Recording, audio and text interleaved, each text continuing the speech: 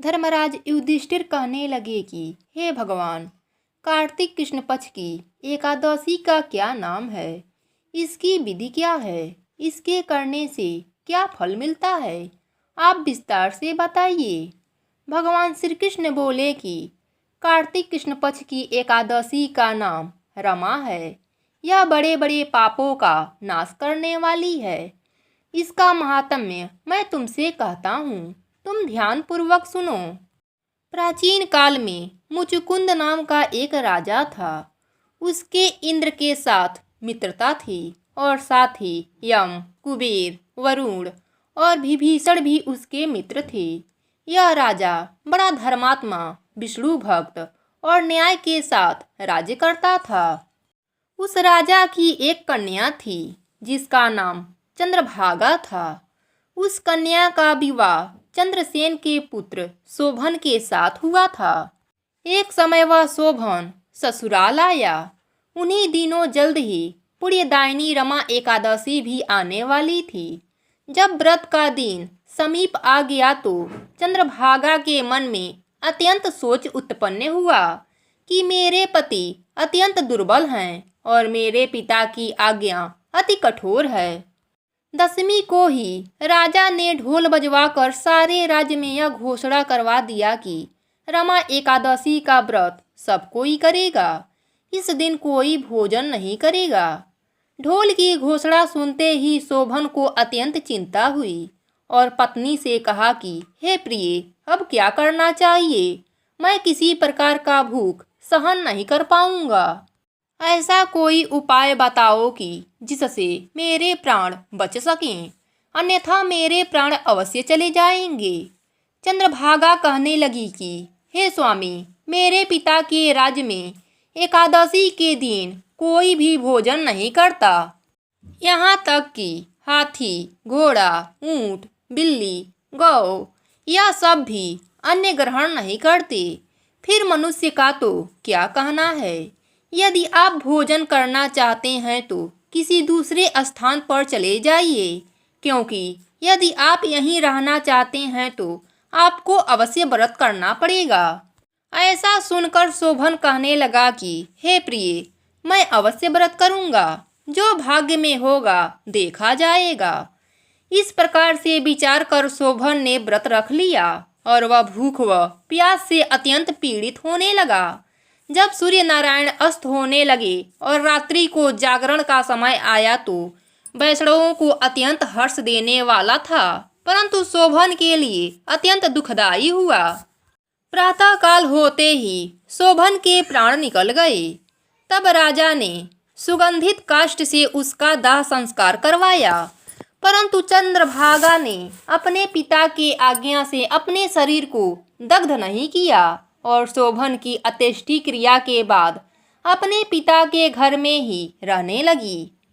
रमा एकादशी के प्रभाव से शोभन को मद्रांचल पर्वत पर धन्य धान से युक्त तथा शत्रुओं से रहित एक सुंदर देवपुर प्राप्त हुआ। वह अत्यंत सुंदर रत्न और मणि जटिल सोने के खंभों पर निर्मित अनेक प्रकार की स्फटिक मणियों से सुशोभित भवन में बहुमूल्य वस्त्राभूषणों तथा छत्र चंवर से विभूषित गंधर्व और अप्सराओं से युक्त सिंहासन पर आरूढ़ ऐसा शोभमान होता था मानो दूसरा इंद्र विराजमान हो। एक बार मुचुकुंद नगर में रहने वाले एक सोम शर्मा नामक ब्राह्मण तीर्थ यात्रा करता हुआ घूमता घूमता मंदरांचल पर्वत पर पहुंचा। उसने शोभन को पहचान लिया। वह उसके पास गया। शोभन ने भी पहचान कर अपने सिंहासन से उतरकर उसके पास गया। प्रणाम करके कुशल प्रश्न किया। ब्राह्मण ने कहा कि राजा, मुचुकुंद और आपकी पत्नी कुशल से हैं।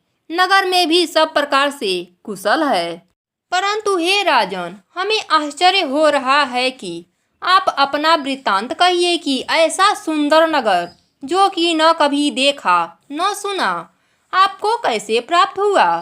तब शोभन बोला कि कार्तिक कृष्ण पक्ष की एकादशी का व्रत करने से मुझे यह नगर प्राप्त हुआ।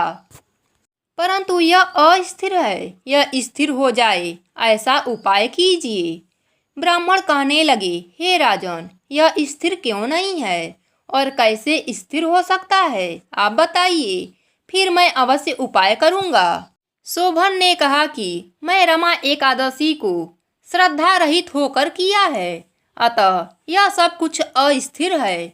यदि आप मुचुकुंद की कन्या चंद्रभागा को यह सब वृत्तांत कहें तो यह स्थिर हो सकता है। ऐसा सुनकर ब्राह्मण अपने नगर जाकर चंद्रभागा से सब कह सुनाया। चंद्रभागा बड़ी प्रशंसा से ब्राह्मण से कहने लगी कि हे ब्राह्मण, यह सब बातें आपने प्रत्यक्ष देखी है या स्वप्न की बातें कर रहे हैं? उन्होंने कहा, मैं तुम्हारी पति को प्रत्यक्ष देखा है, साथ ही देवताओं के नगर के समान उसका नगर भी देखा है। जिस प्रकार वह स्थिर रह सके सो उपाय करना चाहिए। चंद्रभागा कहने लगी, आप मुझे वहां ले चलिए, मुझे पतिदेव के दर्शन की तीव्र लालसा है। मैं अपने किए हुए पुण्य से उस नगर को स्थिर बना दूंगी। ब्राह्मण ने चंद्रभागा को लेकर मंदरांचल पर्वत के समीप वामदेव ऋषि के आश्रम पर गए। वामदेव जी ने सारी बात सुनकर वेद मंत्रों के उच्चारण से चंद्रभागा का अभिषेक कर दिया। ऋषि के मंत्र के प्रभाव से एकादशी के व्रत से चंद्रभागा का शरीर दिव्य हो गया और वह दिव्य गति को प्राप्त हुई। इसके बाद बड़ी प्रशंसा के साथ अपने पति के निकट गई। अपनी प्रिय पत्नी को आते देखकर शोभन अति प्रसन्न हुआ और उसे बुलाकर अपनी बाईं तरफ बैठा लिया।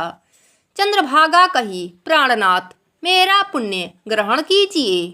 अपने पिता के घर जब मैं 8 वर्ष की थी तभी से एकादशी की व्रत करती हूँ। इस पुण्य के प्रताप से आपका यह नगर स्थिर हो जाएगा तथा समस्त कर्मों से युक्त होकर प्रलय के अंत तक रहेगा।